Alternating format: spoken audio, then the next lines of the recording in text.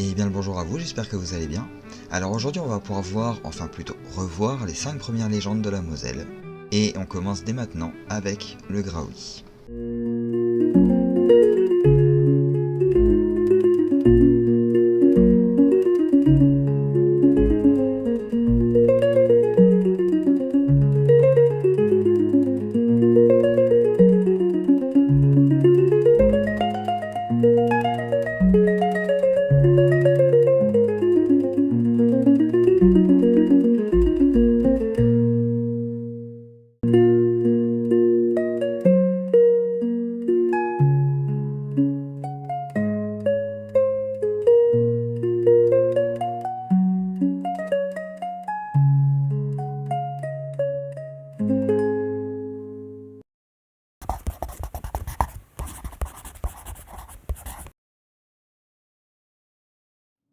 C'est dans la ville de Metz qu'a vécu le Graouli, grand dragon ayant terrorisé les habitants de la ville pendant un temps durant le IIIe siècle.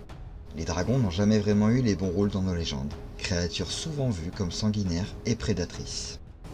Celui de Metz n'a donc pas fait exception. En plus d'être comme nombre de ses congénères une créature territoriale, il avait fait de la ville son domaine et de l'amphithéâtre de Metz son repère, se rendant assez difficile d'accès pour toute personne ayant eu le courage de l'approcher.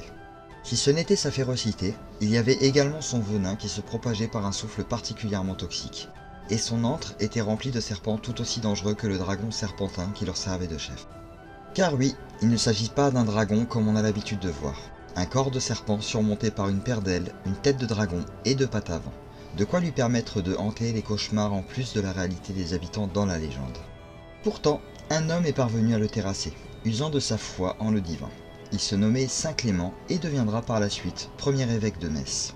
L'homme était parvenu à entrer dans l'antre de la créature et repousser les serpents ainsi que le nuage empoisonné par sa seule foi. Mais pour le plus gros des serpents, qui n'était bien entendu autre que le Graouli, il fallut bien évidemment se retrousser un peu plus les manches. Car non, trois Notre Père et Oli, ce n'était pas vraiment son truc à ce dragon. Clément parvint à l'attraper au cou grâce à son écharpe, ou étole, c'est selon les versions, et le traîna jusqu'au bord de la Seille en traversant bien des rues de la ville sous le regard des habitants. De là, les versions divergent. Certaines prétendent qu'il l'a noyé, d'autres qu'il lui a donné l'injonction de quitter la ville pour toujours en le menaçant de mort.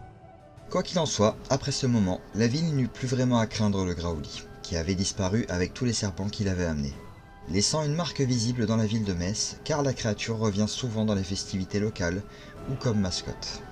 L'on dit même que le corps de la créature est conservé sous la cathédrale de Metz, mais bien évidemment, ce n'est pas vrai. On peut cependant y voir une sculpture représentant la créature, ainsi que quelques artefacts ayant appartenu à Saint Clément. Le dragon restera un souvenir ancré dans cette ville.